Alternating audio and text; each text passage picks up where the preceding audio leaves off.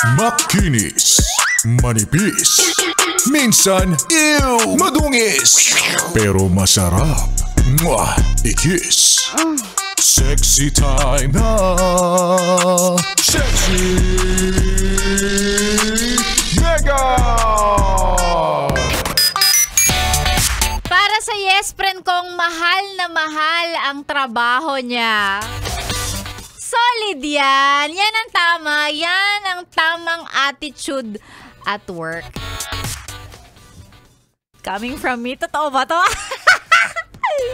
Hindi, ang sinasabi ko lang, ako lagi kong pinapaalala to. Ang career mo, pag naglaan ka ng tamang panahon, oras, ineffortan mo, ang career hindi yan gigising isang umaga at sasabihin sa'yong hindi na kita mahal.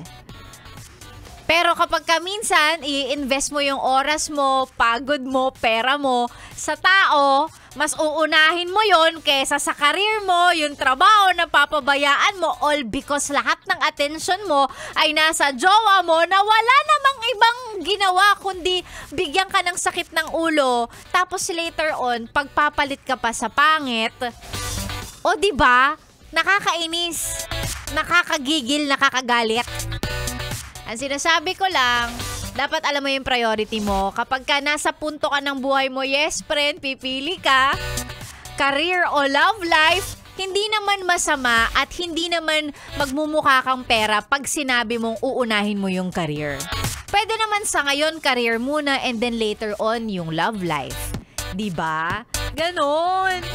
Tsaka, ang hirap mag-maintain ng relationship pag wala kang pera.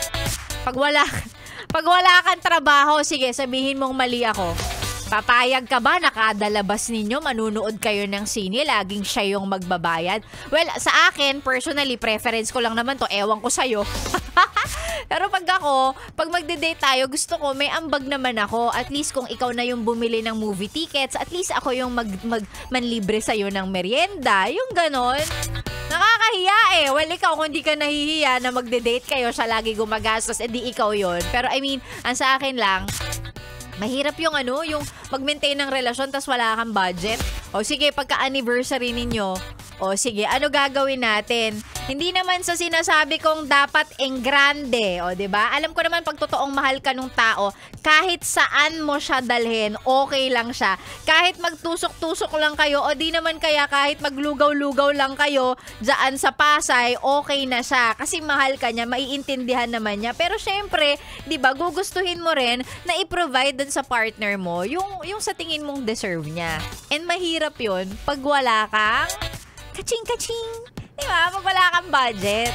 So, minsan mas maganda nang magtrabaho ka muna, mag-iipon ka muna. And then, yung love life, darating yan yung tamang tao naman darating pagka dumating yung tamang panahon. Ganon. O di naman kaya, okay, sige, sasabihin ng iba, pwede ka rin namang lumandi kahit busy ka sa career. Oo, pwede naman. Di ko naman sinabing wag, diba? Yung iba lang kasi, nadidiskaril ang career dahil sa jowa, lalong-lalo na kapag nag-away. Yan. O di naman kaya kapag, di ba, yung LQ kayo, hindi ka makapagtrabaho ng tama. May mga taong ganun hindi kaya mag-multitask. So ikaw naman nakakakilala sa sarili mo. Basta sa akin lang, kung pipili ka, career o love life, di ba? Hindi ka magsisisi pag career ang pinili mo. Ay nako, Sexy Megan po yung kasama. Ang dami kong hugot, ang dami kong sinabi. Mga ano lang naman yan, mga opinion ko lang naman yan. Bilang alam mo nyo na, sa dami nang nanghihingi ng advice sa akin. Charing! Pala mo naman ang daming alam sa buhay. Okay, by the way, mag-hello pala muna tayo sa mga solid na naka-tune in sa ating Facebook Live. Hello po, naka-Facebook Live si Sexy Megan kung gusto nyo makakita ng maganda. Kung gusto mo lang naman, kung ayaw mo, hindi kita pipilitin. Charing! I-search nyo, Yes FM Manila, naka-live po si Sexy Megan dyan. So, hello and magandang tanghali sa aking 82 million view. 82? Ang OA, 82 million daw. Ayan, hello sa ating 87 now. Ayan, 87. 87,000. Tsare, mali pa rin. Ayan, basta. Sa mga nanonood sa atin sa ating Facebook Live, hello po sa inyo, magandang umaga. Ayan.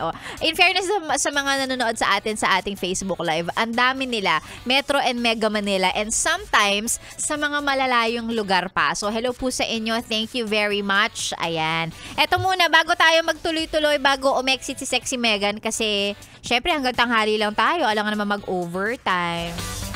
Bawal yon. Sareng. Eto, magandang tanghali or magandang umaga sa mga nagpapa-shoutout. Ayan, si Arlan Manlangit, nasa biyahe na kay Yes FM. Thank you very much. Ingat po. Ganun din kay Dwight Celosa. Ayan, sabi niya, magandang tanghali o magandang maulan na tanghali. Sabi niya, pa-shoutout po ang mga drivers ng BCC Transport. Lalong-lalo na kina Carmelo, si Ma'am Jack, Matt Ronnie, Darwin, at si Conrad. Always nakatune in sa atin yan. BCC Transport, magandang tanghali po sa inyo. And of course, lahat ng mga bumabiyahe sa Metro Manila, mga EDSA Carousel, mga papuntang probinsya, mga nasa PTEX, nasa Cubao, sa lahat ng terminal sa Manila, magandang umaga po sa inyo, magandang tanghali kung kayo po ay naka-Yes FM. Ingat po sa biyahe. Thank you so much for listening. Eto rin, dagdag natin, JR Dayaw, Charles Sancho, thank you very much. Always daw nakikinig. Ayan, si Team Red Rivers na na-meet ko kaninang umaga. Ayan, taray naman. Charles Sancho, maraming salamat. Estoy sa Valsa, Benigno Laca, pati na rin kay Edwin Mendoza. Pa-shoutout naman po all the way from Bustos, Bulacan. Diba? Ang daming nanonood, nakikinig sa atin. Marilo po ng Bayan, thank you sa palaging pakikinig. Taga Bulacan din to. Si Koy Taps, ayan, nasa biyahe na kay Yes FM.